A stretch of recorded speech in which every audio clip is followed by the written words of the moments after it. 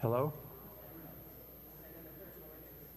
Okay, we're not quite at 6 o'clock, but there's something I want to ask you before we get started.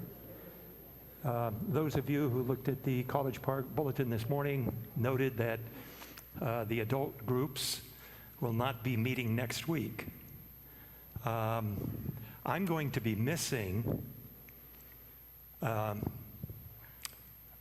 date later in October. I'm going to be spending a week in Turkey, so I'm already going to miss one date, and then I'm going to miss another date in November. I'm going to be doing a presentation at a conference, a biblical and theological conference in San Diego. So I'm going to miss 2 weeks as it is, and I hate to miss another week. But I think the reason why College Park was intending to vacate next week is because I guess the schools are out for that week, and they figure that some people are going to want to perhaps travel or whatever the reasons might be. But my question to you is, do you want to meet next week or no? Okay? And maybe those people who miss, maybe we'll have a smaller group than what we've had in the past. But if you're good to go, our kids are out of the house, so, I mean, they're not in high school anymore, so we will be here. And if that's good with you folks, if there's a quorum, enough people that will fill the seats, then I will be here and be prepared to share a little bit about the Exodus, okay? So anticipate that for next week. Okay, I see that it's 6:01 now, so we can get started. I want to begin with a word of prayer, so please bow with me. Gracious Father, we again thank you for the time that you've given us, and I pray that your Spirit would minister to us, teach us during this time that we gather together, and we just glorify you and praise you and just ask, Lord, that you would mold us into the persons that you would have us to be as we continue to search your word. In Jesus' name we pray. Amen. You can see from the projection up on the screen, you're probably wondering what this is all about. This will be a later presentation that I will make. As many of you know, I was given a Fulbright grant to do research at the submerged underwater basilica at Nicaea. And this is the basilica that quite likely was the church where the Nicene Council met and where the Nicene Creed was issued. And the reason I post this now is because some of you may want to purchase this. I actually got on Friday, was it, Darlene? Friday or Thursday, one of those 2 days, a stack of these volumes from InterVarsity Press, and they notified me that it's now published and available. So some of you I know probably put in some pre-orders. Those of you who would like to pick up a copy and read it perhaps before we talk about it, I will discuss some of the archaeology and some of that research at a later date, okay? But if you want to pick up a copy and read this in advance, it is available at the website for InterVarsity Press. You can look it up there. It's also available Amazon.com and probably other outlets as well. So just kind of a clue as to where we're going to be heading in the days to come and what we will be doing. Okay. For today, we want to talk about Abraham and Mesopotamia. I mentioned to you last week that we would talk about these things. We are not able to prove Abraham's existence. As a matter of fact, there are some people, remember the people that I talked about on our first lecture, called the minimalists. Minimalists are scholars, actually. Many of them teach at colleges, universities, seminaries across the world. But these minimalists do not trust the Bible and do not believe that much of the data that we get from the Bible is trustworthy and historical. So as a consequence, there are many scholars, I couldn't tell you the percentage of scholars, but many who doubt the existence even of Abraham. And archaeologically, I can't prove it. We don't have Abraham's bones. We don't have any graffiti, Abraham was here, or anything of that sort. Nonetheless, the scriptures speak frequently about Abraham, and if you believe what the Bible is saying and believe that the Bible is credible, then, then we're talking about that person today. Now, what's important to note is, and what we're going to talk about is Abraham and Mesopotamia, because Mesopotamia is where Abraham spent his early years. And the point that I'm trying to make is that culture molds us, transforms us, shapes us into the people that we are. And that happens sometimes even unconsciously. Sometimes as Christians, we don't realize the accumulations, the secular accretions that have attached themselves to us and how we act the particular way that we do. And it's in large part because of the secular culture that surrounds us. We can try and clean that off as much as we want, but it still clings to us. As a consequence, we have hairstyles that mimic secular culture. I remember back in the 60s with the Beatles, and they started having this long hair, right? Nobody had long hair back in those days. In the old people, we called it the establishment. Do you remember that term? Okay, you couldn't trust anybody over 30 because they're the establishment, of course. But that old culture, of course, frowned upon long hair, okay? And now, of course, guys have long hair, and we don't think anything about it. Later on, of course, we have guys wearing earrings, okay? Again, when that first came out in culture, well, a lot of people recoiled from that. And again, I'm not trying to say that long hair, earrings, or anything else of that sort is necessarily bad, that you're non-Christian if you do these kind of things. I'm not trying to say that. All I'm saying is that the Christian culture follows secular culture. Okay, and that's true for hairstyles, it's true for clothing that we wear, the music that we listen to and produce, and so many other aspects of how we live our lives. Okay, that was true for Abraham. And so to understand Abraham, we need to know a little bit about ancient Mesopotamia. We need to know about where he came from and how that culture impacted him in his actions. And that then is archaeology that helps to corroborate the story that we read about in the book Genesis with regard to Abraham. Now, Abraham came from a city called Ur, U-R. It was the capital of the Sumerian Empire, which embraced at one time all of Mesopotamia. Okay? And so, this is what we need to do, is to investigate what was life like back in ancient Ur. This structure here is in Hebron, in Israel. Okay, this is thought to be the tomb of Abraham. Okay, the problem is, again, is this substantiated? Is it literally where the remains of Abraham were once placed? Probably not. Okay, it was built by Herod the Great somewhere between 31 BC and 4 BC, but was he buried here? We don't know. Okay, probably, I would say, unlikely. Abraham, of course, lived, at least 2,000 years ago.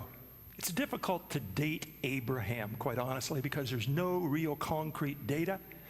But so the period of Abraham is anywhere between like 2200 BC to 2000 BC. Some people would even date it around 1900 BC, just to give you kind of a range, but exactly where, we don't know. But we do know a little bit about Ur. So let's talk about Abraham. Who is Abraham? Of course, you folks are probably familiar with the fact that Abraham is the father of the Israelites. He is the progenitor of the nation, of the Jews. Okay? But Abraham is also the father of the Arabic people. Okay? The Arabic people are also Semitic. So when we talk about anti-Semitism, okay, anti-Semitism can pertain to negative things with regard to Jewish people, but it also can be anti-Semitic if it's negative with regard to the Arabic people as well. The Arabic people trace their ancestry back to Abraham through Ishmael. We'll talk about Ishmael a little bit later. Okay? Abraham is also esteemed by Christians as a great example of faith. Paul, when writing to the Romans, cites Abraham as a great example of faith. When writing to the Galatians, Abraham is cited as a great example of the faith. When writing to the Hebrews, we don't know who wrote this letter to the Hebrews, but the letter to the Hebrews also notes Abraham as an example of faith, and also the book of James. So we see that, much of the New Testament literature looks back to the time of Abraham as an example of faith. Now, how is it that Abraham exhibited his faith? There are three ways that Abraham manifests his faith. We want to talk about this. It's going to be the theme of our study this evening. Okay? How did Abraham demonstrate his faith? First, it took faith to depart from his home in Ur and engage in this epic journey. Abraham began in Ur and traveled some 600 miles approximately to arrive at a place up north west of Ur, still in Mesopotamia, at a site called Haran. He spent several years at Haran until his father died. And once his father died, God called Abraham to continue with that journey, another 400 miles from Haran down to Canaan. That is the promised land.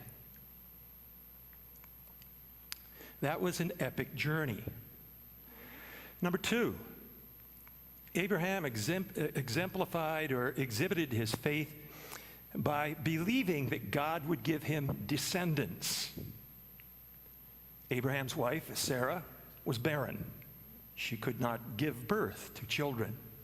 But yet God had promised to Abraham that your descendants shall be as numerous as the skies, as the stars in the skies, as numerous as the sand in the seashore.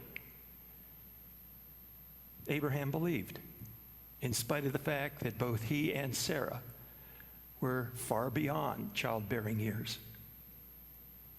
That's a second example of Abraham's faith. And then, once Abraham was given a child, Sarah conceived and gave birth to Isaac, then just for whatever reasons, and Abraham couldn't understand. Now God was asking that he sacrifice his son. How am I to have all these descendants if and you know how hard it was for us to have this son? And now you're asking me to sacrifice that son. Well, we know, of course, that was a test, okay? And that never happened. But again, that was part of the culture of Mesopotamia, which we'll talk about shortly. Okay? God was testing Abraham. And these are the three ways that Abraham exhibited his faith. Okay, let's talk about Ur. Okay? Genesis chapter 11 tells us that these are the records of the generations of Terah. Terah was Abraham's father. Terah became the father of Abram, Nahor, and Haran. And Haran became the father of Lot. Abraham became the father of few. That's a joke, folks. Haran became the father of Lot. Abraham became the father of few. Time for you to laugh. It's supposed to be erupt in laughter. The name of Abram's wife was Sarai. Abram was later called Abraham. Sarai was later called Sarah. Sarah was barren. She had no child. Then they, that is Terah, Abram, Sarah, and Lot, went out together from Ur the Chaldeans in order to enter the land of Canaan. And they went as far as Haran and settled there. Where was Ur? Okay. This was Ur Kasdim. Later in time, after Abraham's day, it was known as Kaldu.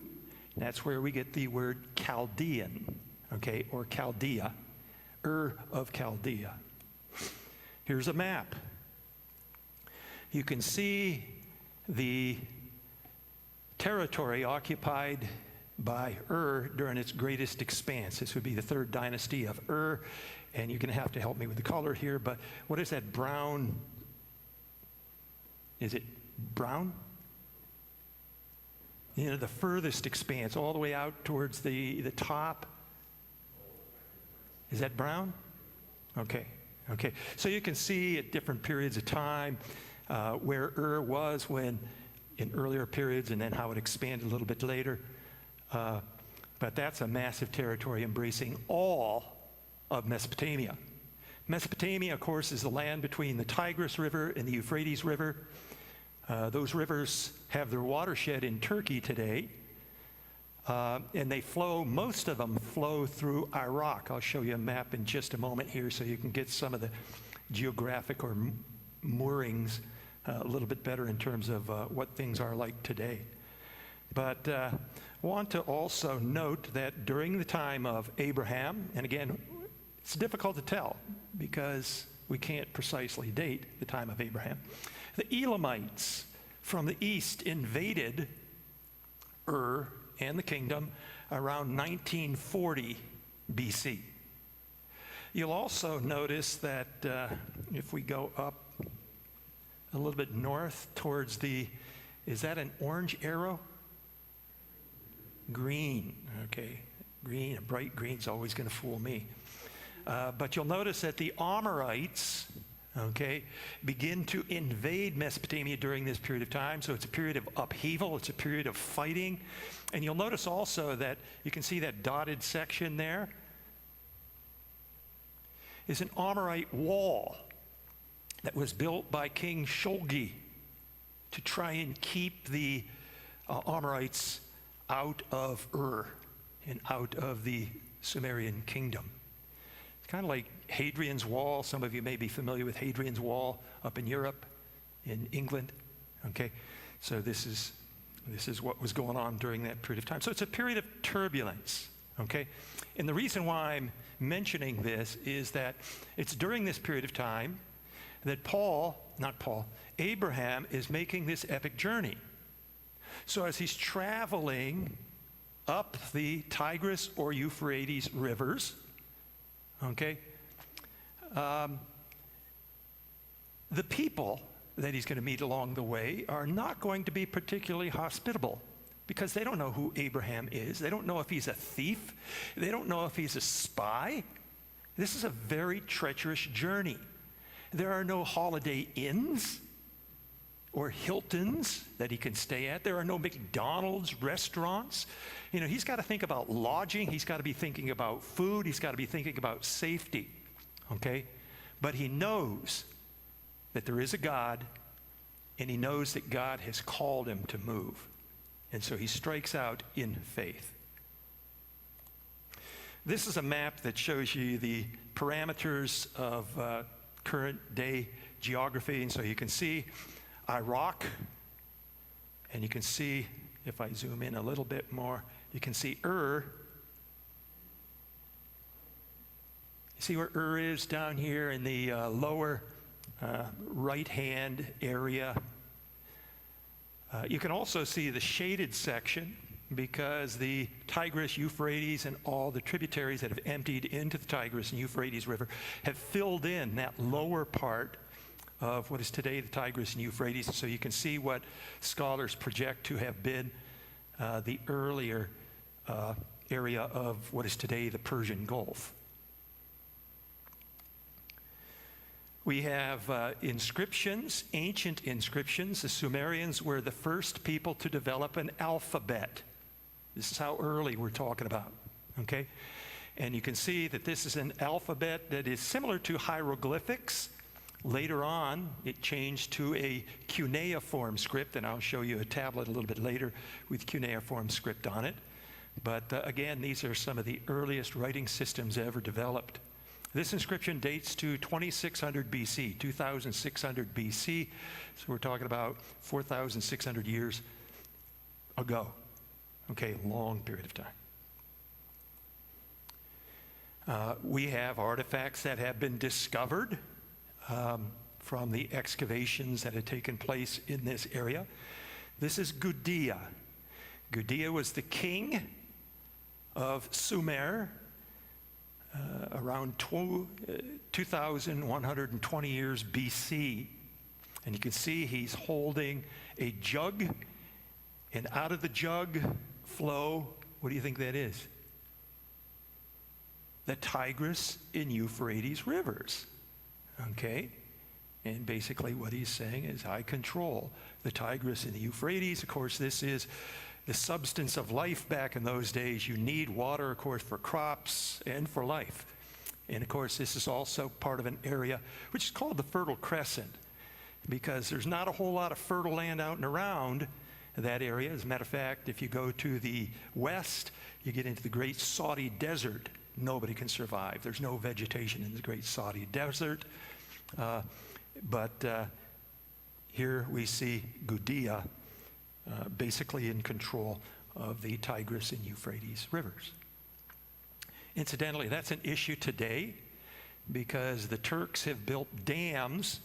I'd mentioned to you earlier that the watershed of the Tigris and Euphrates River, both of those rivers, is in Turkey, and the Turkish government has built dams over both of those rivers, and as a consequence, they're using those waters for irrigation.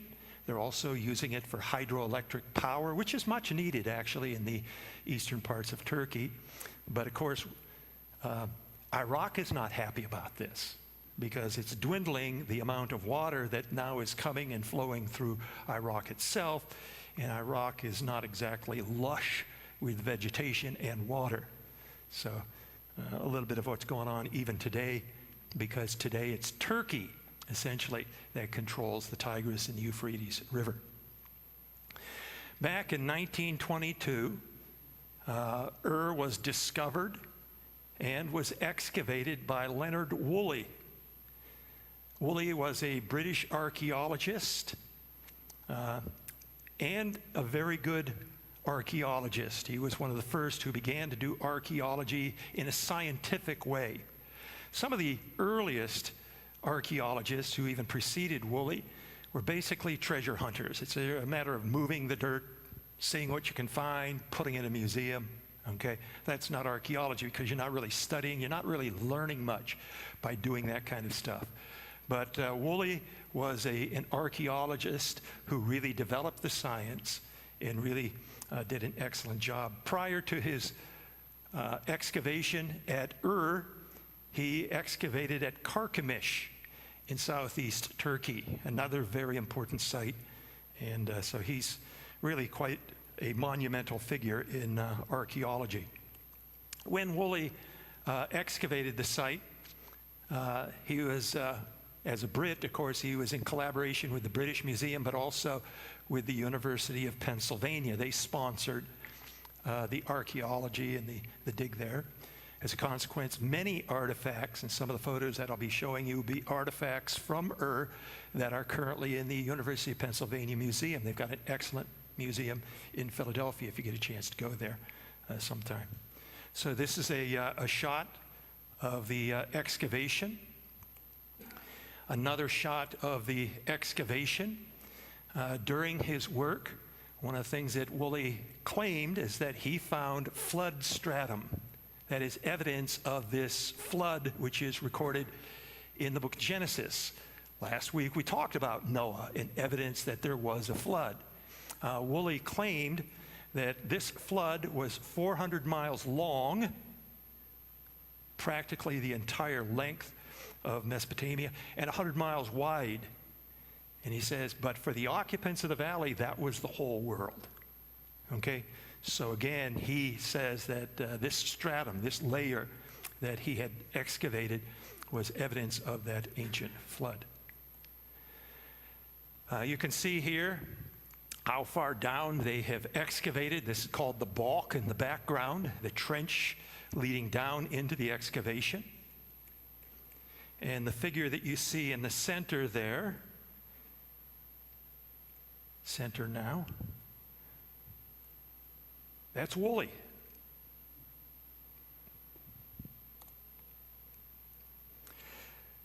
The work was being done primarily by local residents. These were people who were untrained, but of course Woolley gave them instructions with regard to how do we go about doing these things. So some of them had more training than others, and many of them were just carrying dirt. This is all done by hand, so they were taking baskets of dirt. If you can imagine how deep down the excavation was and how much earth had to be moved, pretty amazing. But you can also see that there's a large crowd of people that were employed in the task.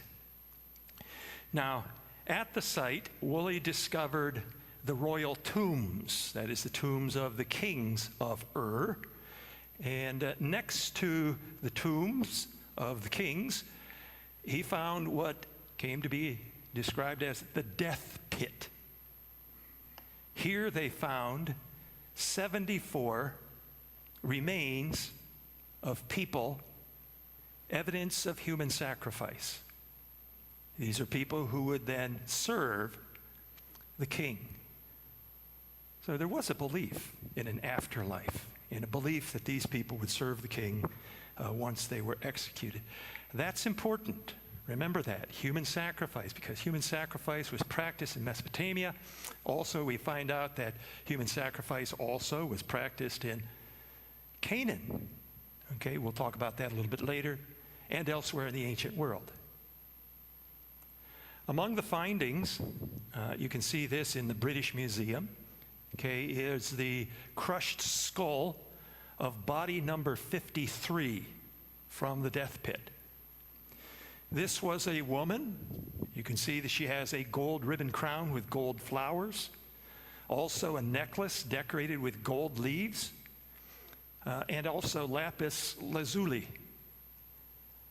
That is the purplish, I can't see purple, but I mean purplish gemstones, semi-precious gemstones that you can see also at the bottom of the piece.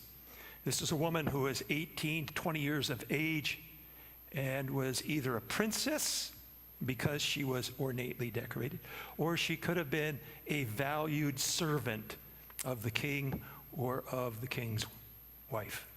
Okay, but again, this came from the death pit. These were people who were intentionally sacrificed, human sacrifice at Ur. Also at Ur, and they didn't have to dig to see this because it was already evident, and this is the ziggurat at Ur. We talked, I think, was it last week, about ziggurats? Okay, ziggurats recollect the Tower of Babel, which we read about in the book of Genesis. Remember, ancient people built these towers in Mesopotamia to get higher and higher, to get closer and closer to God so that they could observe the deities. They believed that the twinkling astronomical phenomenon, the planets, the stars, the moon, the sun, were gods, okay? And in order to better discern the will of the gods, they built these massive towers. And so this was a shrine of the primary god of Mesopotamia, and this is the moon god called Nana. Many of you who are grandmothers have that name, Nana. Sorry, Darlene. That's the name that our grandchildren use to refer to my wife. Nana was also known as Sin, okay?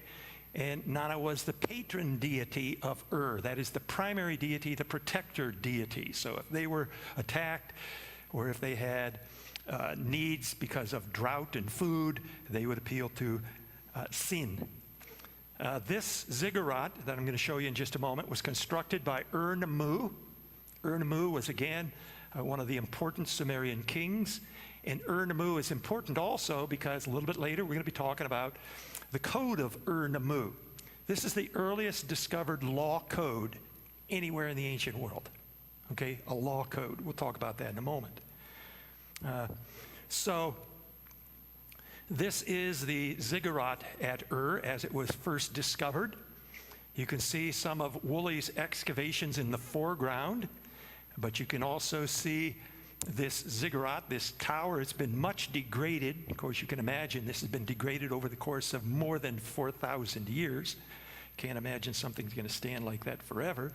And you can see, if you look very closely, some people climbing the ancient staircase to get to the top of the ziggurat.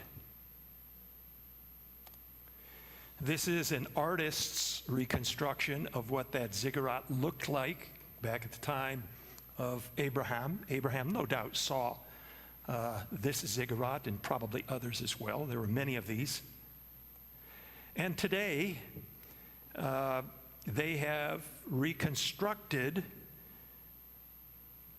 a bit of the ziggurat. Not the top of it, of course, but the surrounding part. So you can see they built a wall out and around it, the staircases, everything of that sort. I wish they would have left it as it was. To me, this is more impressive. I like to see things as they were, you know. That's more impressive to me than this. And this is a shot from the ground. You can see, again, it's very well reconstructed, okay? But again, I like to see what's real. Elsewhere in Iraq, you can see other ziggurats. This one here, you can see not much remains. You do see some towers there, and then a lot of the crumbling debris that surrounds the tower. This is Genesis chapter 11. Come, let us build for ourselves a city and a tower whose top will reach into heaven. And let us make for ourselves a name. Otherwise, we will be scattered abroad over the face of the whole earth. And so this is the story in chapter 11, Genesis chapter 11, of the Tower of Babel. Another tower.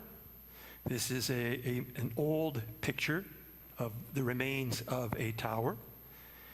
And then this is what it looks like today. Once again, they've tried to reconstruct surrounding the tower a little bit of what it looked like. At least here you can see the original piece a little bit better. But again, many of these towers were constructed. We know, of course, that the Mesopotamians were doing astronomical observations, and they were very, very good at it, okay? And they believed in fate because they recognized that what happens in the astronomical bodies affects what's happening here on Earth, okay? We have a winter, and the winter is very predictable, so we have a calendar. We go through phases of that calendar, and it's all dependent upon those celestial bodies. They also notice that tides are affected by the moon, right? And so as a consequence, they concluded that these celestial bodies are deities that control facets of life. They also noticed that there are some stars that move, right? I don't know how much you're into astronomy, but those moving stars aren't called stars. They are called planets, okay? And so that word in Greek, planao, means to wander, but also to deceive. You see, the belief was that most of the gods are predictable. They're stationary, okay? But the moving stars, that is the planao, the planets, okay, are unpredictable. And these are the gods that sow discord on earth and cause havoc and death, even to religious people, okay? And so that's how they are able to account for disasters, death, and bad things that happen to good people. This developed into what is called astrology, which, for reasons that I do not understand, there are still some people today who follow astrology and actually believe that stuff. Have we really progressed over the course of 4,000 years? Okay, so they went as far as Haran and settled there, Genesis chapter 11. And this is reflected upon in a passage in Hebrews chapter 11. And this is a passage that's very dear to Darlene and I. Okay? When Darlene and I were first married, I had a degree in biology, but both of us felt that God was calling us into some sort of ministry. We didn't know what that looked like. So we applied to go back to school. You see, at that period of time, I knew nothing about the Bible. I mean, I literally knew very, very little about the Bible. I could not have told you, honestly, if Paul was in the Old Testament or the New Testament. Shocking. I can see all of you with your jaws. Really? You're that dumb? Okay. So I enrolled. Actually, what I did is applied and was accepted at a school down in Georgia to get a second bachelor's degree. This one was in Bible and theology. And in late August, when Darlene and I were prepared to go down there, we called to make sure that there was a place for us, reserved for us. And the people down in Georgia told us, we don't have a place for you. Maybe you should try and come next semester or next year. And that kind of shattered our dreams because we really felt God was calling us. So that evening, we read devotions in the evening rather than in the morning. I know some of you probably do devotions in the morning. We did devotions in the evening. And the assigned text for that day, we used a devotional called The Upper Room, okay, which had, I don't know, you folks familiar with The Upper Room? Okay. That particular date, we opened up, and this is what we read. They had this passage from Hebrews chapter 11. By faith, Abraham, when he was called, obeyed by going out to a place which he was to receive for an inheritance. And he went out, not knowing where he was going. By faith, he lived as an alien in the land of promise, as in a foreign land, dwelling in tents with Isaac and Jacob, fellow heirs of the same promise. For he was looking for the city which has foundations, whose architect and builder is God. Well,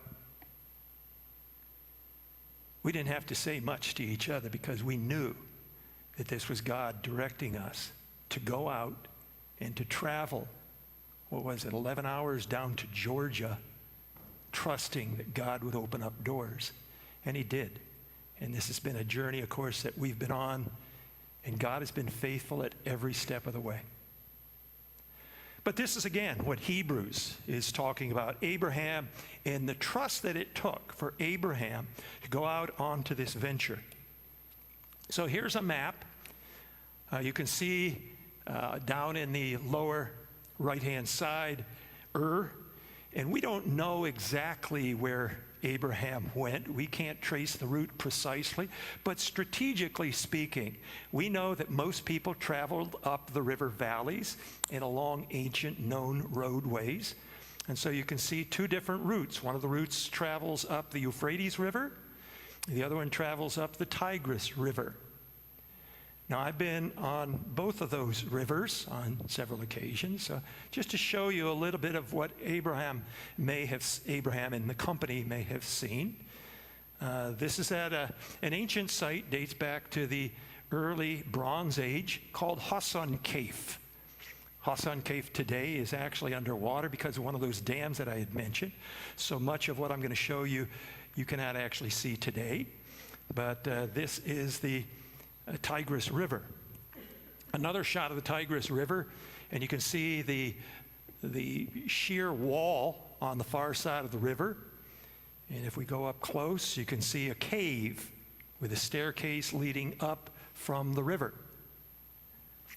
There were people during the time when Abraham was making this journey all along the Tigris and the Euphrates rivers. Here's a closer shot of that same cave. It's a fascinating cave. If you look closely there, you can see stairs down in the lower right-hand corner. Actually, if you go deeper down, the water level was probably higher than it is today, because today irrigation has drained much of the water from the Tigris. But then you can see steps leading up to this cave, which may have had occupants at the time when Abraham passed through this region. There are more caves. Once again, you can see dozens of caves all along this stretch of the Tigris. If you look very carefully, you can also see steps. See those steps leading up to entrances of those caves. More caves all along the Tigris. And then this is one of my favorite sites. This is a site that's unknown. We don't know the name of the settlement. It's possible that this could be Tigranocerta. Tigranocerta has never been discovered. Tigranocerta was the capital of the Armenian Empire. Remember earlier last week, wasn't it? We talked about the Urartu people. Wasn't it last? I think. You remember yeah, we talked about the Urartu people last week or the week before. I'm so forgetful. And so this could be Tigranocerta because it's located in the area where Tigranocerta was known to be. But again, there's nothing there that can identify it specifically as being Tigranocerta. But again, you can see the settlement there. So many of these rock-cut dwellings, cave dwellings. And if you look all the way up to the top, okay, you see, and I've climbed up there, folks, you can see staircase leading up to the altar at the very top. Fascinating sight. But this is what God is calling Abraham away from. That is the polytheism that is embedded within Mesopotamian culture, not just in Ur, but all the way up the river as well. God is saying, I need to take you to a land where we can start fresh. And that's not Mesopotamia. Moving over to the Euphrates. The Tigris River today is called the Dijle, okay?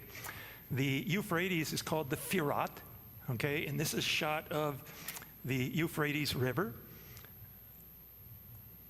There are also caves. I've climbed inside of this cave. You can look out over the river from this cave.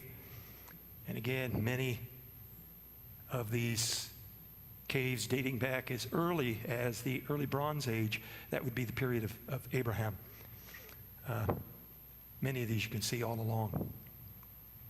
And another site, another picture of the Firat, or the Euphrates River. Finally, we arrive at Haran. This is a picture of Haran. Unfortunately, scant few of the remains at Haran today can be dated back to the time of Abraham. That is around 2000 BC. Most of what you see at Haran today dates to the Roman period or the Islamic period. Scholars, though, who have studied Haran and the remains at Haran believe that Haran was established somewhere between the 25th or the 20th century BC, okay, as a trading post for Ur. And this may have been the reason why Terah and Abraham traveled up and settled at this particular location. This was also the site for the worship of Sin, that is the moon god. Another shot of Haran, and yet another shot of Haran. This is from a tower. I'd climbed up onto this tower. You can look out over and see some of the remains. Most of the remains that you see there are from the early Islamic period.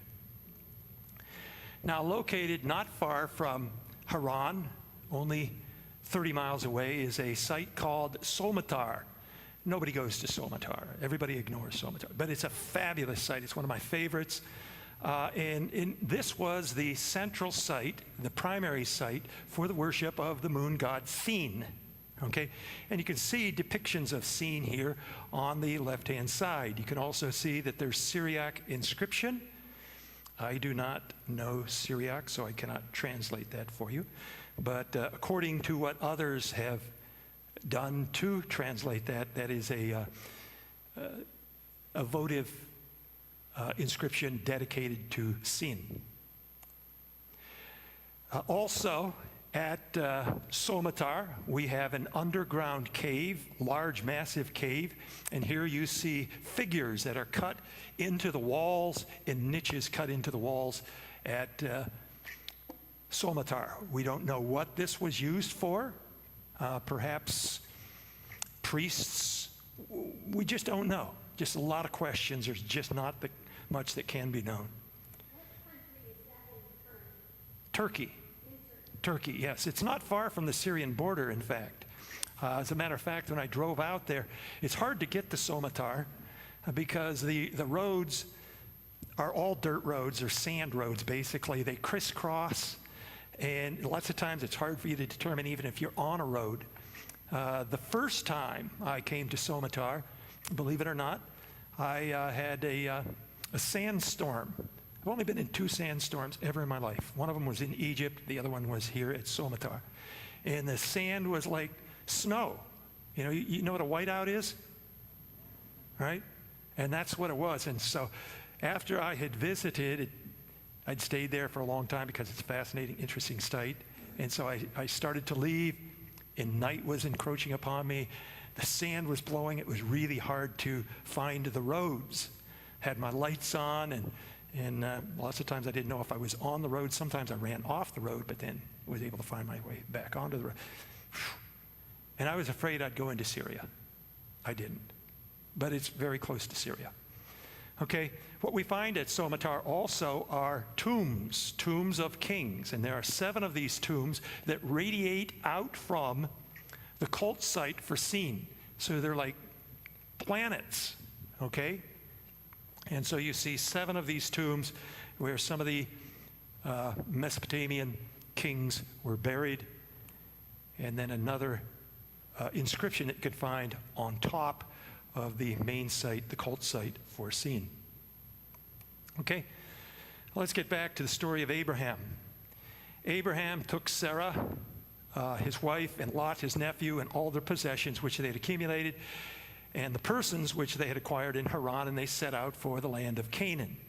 So Abraham's father, Terah, had passed away, died, and now God has called him to come to the land of Canaan. Now when they went out from the land of Canaan, of course they took, as you notice from the scripture passage, and all the possessions which they had accumulated. They took all the possessions, okay? But some of the possessions that they took were idols, okay? And actually, even after Jacob was born, Jacob is Abraham's grandson, okay? He was sent back to Haran to find a wife. And he found a wife, Rachel, and she stole the idols of her father. Have you read this story? And she sat upon them, and as they were searching, because her father was then searching, they caught up with Jacob and with Rachel and all these people as they're returning back to Canaan. And Rachel says, "Oh, don't disturb me because I'm on my period." And actually, she wasn't, but she was lying and sitting on these idols. So this idol that you see is probably an idol that was to ward off evil spirits. Okay? Remember those planets that we talked about, evil deities. And so this was an idol to scare them away and hopefully then protect people who possess such an idol. Another idol, these are from the University of Pennsylvania. I'd mentioned to you that there are a lot of artifacts from Mesopotamia at the University of Pennsylvania Museum. Another one. Okay? So let's move on then to talk about the problem that Abraham and Sarah had. Remember, this is a second example of Abraham's faith. He believed that God was going to give him a child. Okay? He believed it. Okay? So they're growing old. Nothing is happening. They're getting older and older, and still nothing is happening. And so, they scratch their head and say, well, maybe this is what God is planning. Okay? And this is, of course, culture from Mesopotamia. Okay? So Abram's wife, Sarah, took Hagar, this is Genesis chapter 16. She took Hagar, the Egyptian, her maid, and gave her to her husband, Abraham, as his wife. And she conceived. And when she, that is Sarah, saw that she, that is Hagar, had conceived, her mistress was despised in her sight. You kind of think to yourself, well, Sarah, you gave her to Abraham. Okay, what do you expect? And that's the purpose. Now, what was happening back in Mesopotamia is if people were barren, could not have children, then it was customary to take slaves and to bear children through the slaves, and the descendants would be the descendants of the master. Okay? See, this was their social security program. Think about it. 2,000 years ago, there was no government social security program. There was no welfare, anything of that. No government assistance whatsoever. When you grew old and could no longer work, if you didn't have children to support you, you perished, right? So it was very important to have children, and it was very important to have lots and lots of children, because some of them die, right? They didn't have medicine like we have today. Okay? So according to Mesopotamian culture, this was natural. So Sarah and Abraham are basically saying, well, God's promised us children. Maybe this is it. Well, that wasn't God's plan. Okay? But what's also interesting here is that here, that code of Ur-Nammu, which I talked about before, this is the earliest law code. This talks an awful lot about slaves, and it also talks about the rights of slaves. And what's interesting is this one passage in the code of Ur-Nammu makes this statement: if a man's slave woman, comparing herself to her mistress, speaks insolently to her, her mouth shall be scoured with 1 quart of salt. Probably not a pleasant experience. Okay? But you notice that it's talking about a slave woman speaking disrespectfully to the husband's wife. Okay? This is probably what was going on in the dynamic that was going on between Sarah and Hagar. Hagar conceived.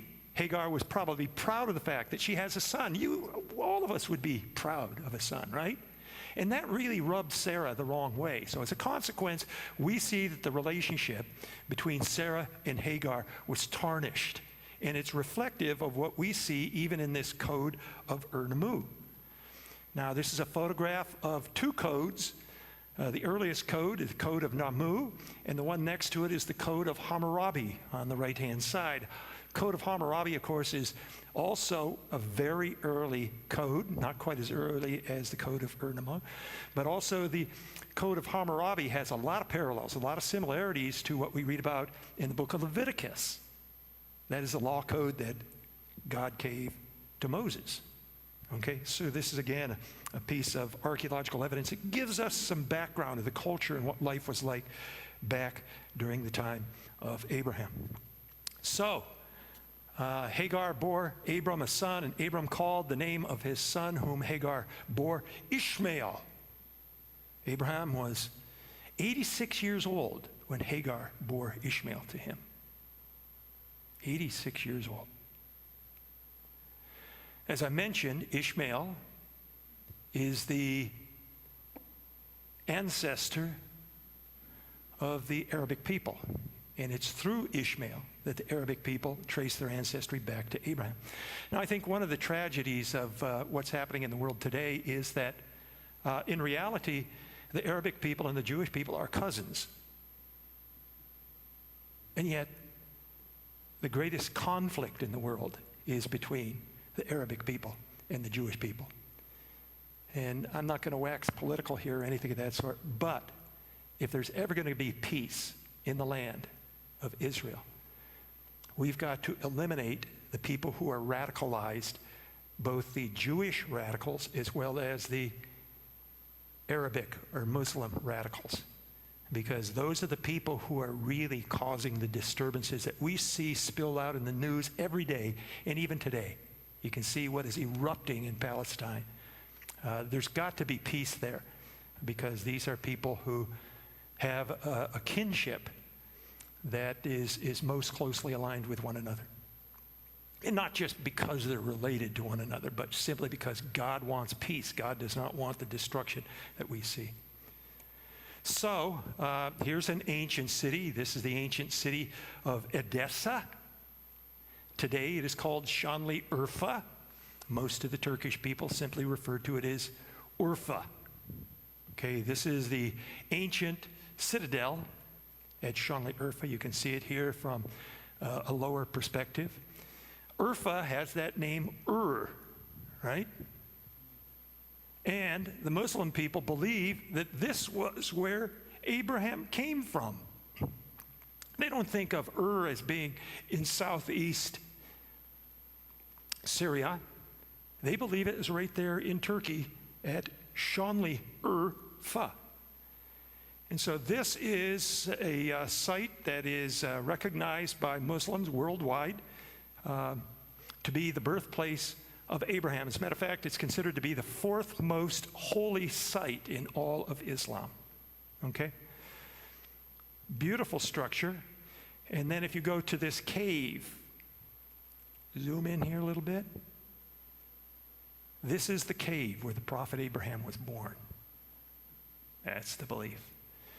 Now, most people do not believe that this was or where Abraham came from, but nonetheless, this is part of Islamic tradition, and as a consequence, a site much revered by the Muslim people. Okay, so now Ishmael had been born, and now Isaac. Abraham was 100 years old when his son Isaac was born to him.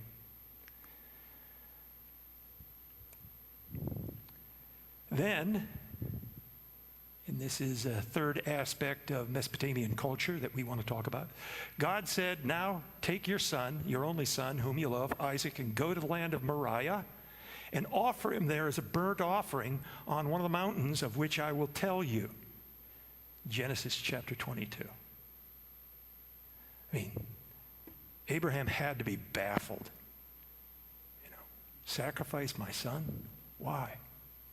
Okay? But he did so. Why? Because this was culture. This is what was happening in Mesopotamia.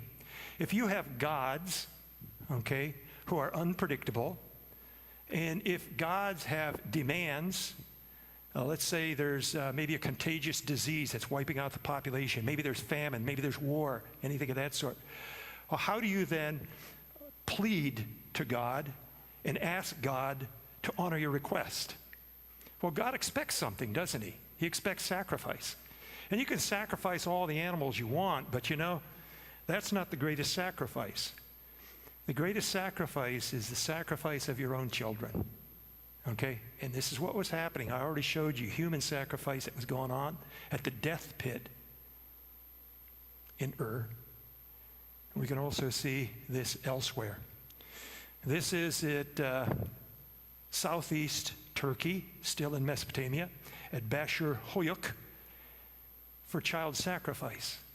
And you can see that there were 11 skeletons of children between the ages of 11 and 20. This is child sacrifice at Carchemish in North Africa. It's also in Israel or Canaan. 2 Kings chapter 23, King Josiah, he says, King Josiah reformed, okay, the nation of Israel, okay, and he broke down a lot of the altars of pagan deities, and it's also stated he also made unfit for the worship Topheth, which is in the valley of Ben Hinnom. Topheth is child sacrifice, so that no one could make his son or his daughter pass through the fire to Molech. Molech, of course, you might recognize as one of the important Canaanite deities who demanded child sacrifice. Again, child sacrifice here. Jeremiah, the prophet Jeremiah, chapter 19 says, they built high places of Baal in order to burn their sons in the fire as whole burnt offerings to Baal, something that I had not commanded and that had never even come into my heart. Several chapters later, Jeremiah chapter 32, they built high places of Baal in the valley of Ben Hinnom to offer their sons and their daughters to Molech. Child sacrifice. Right here among the Canaanites. Here's an interesting, what is called a stela, that is a monument stone. You can see that it's been cut. You can see that it has a priest holding a child in his arm. And this is a priest taking the child to be offered as a sacrifice.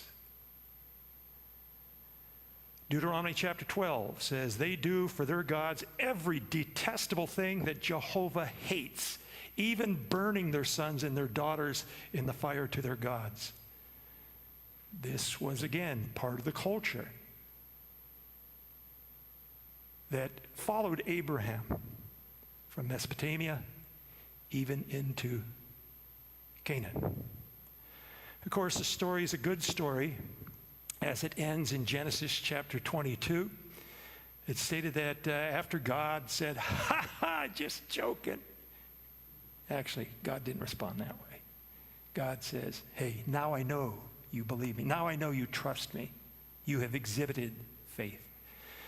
And it says in chapter 22, verse 13, then Abraham raised his eyes and looked, and behold, behind him a ram caught in the thicket by its horns. This is a statue that was discovered by Woolley and the excavators at Ur. A ram. Okay?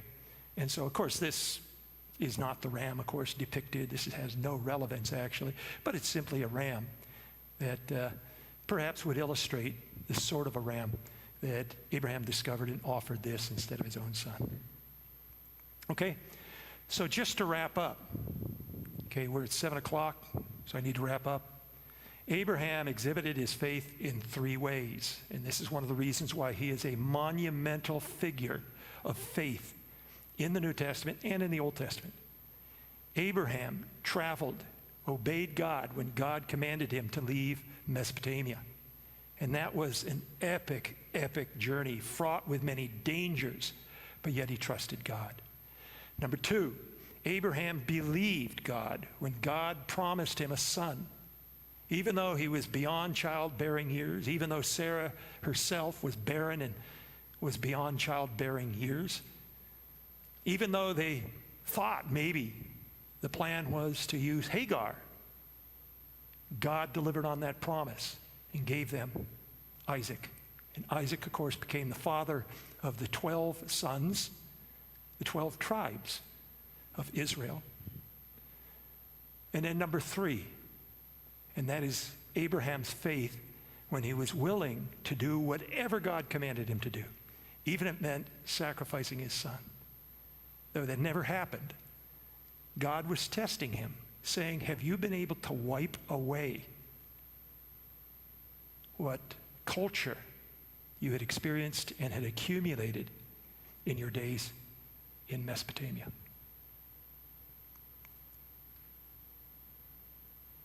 That's it. Questions or comments? Just one thing that really strikes me, and I've shared it in lit classes with students, is how in light of the culture where it was child sacrifice was common, that this God actually stopped it Mm-hmm. as opposed to accepting it, and how that was a radical departure from all the other gods at the time. So I appreciate you sharing that today with that background. Yeah, I've been told that I need to repeat the questions from the audience since those who are listening online cannot hear. And this wasn't a question, it's a comment. Thank you, Mark. But Mark has said that the difference here is between how other gods that really don't exist at all, were thought to be demanding child sacrifice, where on the other hand, the God of Israel, the God of Abraham, is a God who is a God of life, who is sparing children. And of course, it's a good observation to make. And I also think it has relevance with regard to the treatment of children, both living and unborn, and how children are valued by God today. It seems quite clear that God is giving a forward look to his son, being giving him himself. Yes, there's, again, the comment here, not so much a question, I guess. A comment is that the story of Abraham and the sacrifice, or supposed sacrifice, or attempted sacrifice of Isaac parallels in large measure Jesus' sacrifice of his own son. And that is Jesus Christ, or I should say God's sacrifice of his own son, Jesus Christ, upon the cross. That is the sacrifice that God made for us. Instead of a sacrifice that we make of our children to God, God turns the table and says, I love you so much that I'm willing to send my son to make a sacrifice so that you don't have to pay the ultimate penalty of death, eternal death. Thank you. I'm trying to speak up. I was very struck by two of the idols that you had pictures of tonight. Mm-hmm. How alike normal faces they were, and the proportions of the body. And I have no way to connect that or link that, but I always anticipated that the idols would be grotesque. And I'm sure most of them are. But these were not. And I don't think you have a particular answer, but Again, not so much a question, but a comment. And I appreciate the comments because they are good illustrations of what we've been dealing with and talking about. And that is that the idols that I had shown, the pictures that I had shown, have representations similar to human beings. But I might also mention that I can show you lots of idols, and some of them do not. Some of them are, as you described, grotesque-looking figures, but some of them also are well, you could see that these idols that I showed also had wings. Human beings don't have wings, but there are some similarities in some ways. The first one that I showed, the one that was to ward off evil spirits, actually has a grotesque face. It could be a priest wearing a mask. Maybe that's the representation, but it's an idol, essentially, to scare away evil deities so that they would not harm the person who possessed such an idol.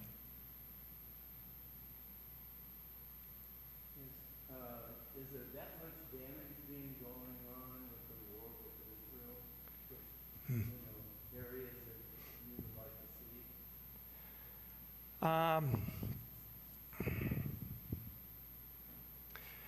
I think Israel is intentionally trying to avoid areas where there are artifacts and archaeological digs. And the Palestinians aren't really settling into those areas. A lot of the Palestinians, as you know, of course, many of the terrorists are using peasant Palestinian people who are not Hamas, who are not Hezbollah, and they're using them as human shields. So Israel has struck places like hospitals and schools and things of that sort, and there are no ancient sites that I know of that have been bombed. Now, they have recently turned their attention to the north, and I'm not sure of what in Lebanon is being bombed. I know that just recently Beirut was bombed, and Beirut, of course, is an ancient site. The modern city sits over top of the ancient city that once existed there. But I'm not aware that any damage is taking place to known archaeological sites. Now, the issue is a little bit different when it comes to ISIS, because when ISIS occupied vast stretches of territory, for instance, in Syria, a very important site called Palmyra was destroyed, bombed. by the ISIS. And you can see online, if you're interested in searching a little bit, some of the before and after photographs of the damage that has taken place at Palmyra. But Palmyra is a very important site. Gone. And another question, as far as looking at stars, did they use devices? Not that I'm aware of. Not that I'm aware. I don't think that they had scopes or anything of that sort. It's probably what you're thinking of. But it is known that Mesopotamians were very, very good with their astronomical observations. And as a consequence, that really developed into, they merged together legitimate astronomy with religion, believing that these celestial bodies were deities, and that's where we came up with, I should say, they came up with astrology. So. The caves that you invented spots, were those likely homes, or were those places along the route that people would maybe just stay as they were traveling? Do you have any idea what that was? Okay. Mark is asking a question about the caves that I'd shown along the banks of the Tigris and the Euphrates rivers. He says, are those places where people would dwell as they were traveling, or permanent homes? Well, Mark, there were no hotels back in those days. Okay, and those caves were not hotels. Those were the dwellings of people who lived along those riversides. Of course, right below them, of course, they've got water for personal use, but also water that can be used for agricultural purposes as well. And water, of course, is the lifeblood of life in Mesopotamia. Without the water, you're in the Arabic desert. And, nobody's going to live out there. Yeah, but I just showed you a portion of the caves that are cut into the banks, and in some instances, a little more distant from the Tigris and Euphrates River. But we know that this is well populated as far back as we can determine in history. People were living there. You mentioned the caves, and I think earlier you mentioned the Bronze Age. Is that how it probably cut to the bronze tools, or do you think it was something else? Well, we earlier talked about what was happening at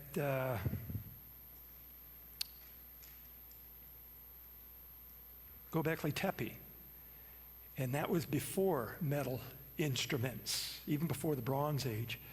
But probably, this is early Bronze Age, so bronze was just produced. It followed the Chalcolithic period. Chalcolithic period is copper. But as you know, copper, it's a metal, but it's soft, it bends, you can't use that. When they mixed the copper with tin, then they produced bronze, and bronze is much more sturdy. And so it wouldn't surprise me if bronze was used to cut out a lot of those caves, because we're talking about stone.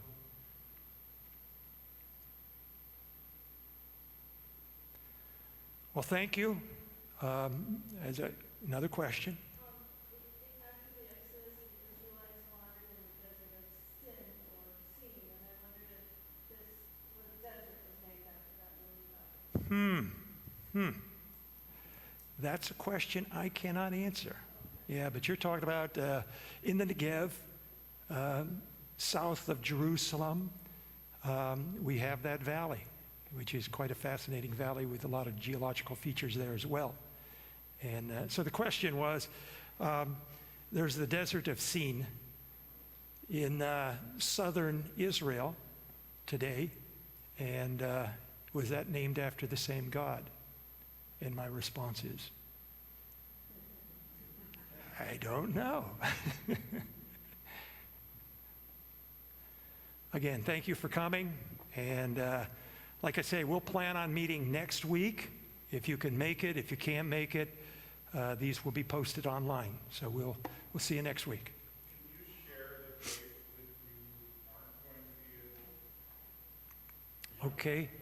I don't have a calendar with me, but the last week of October, I returned from Turkey on November 2. So what is the Sunday before that? What is it?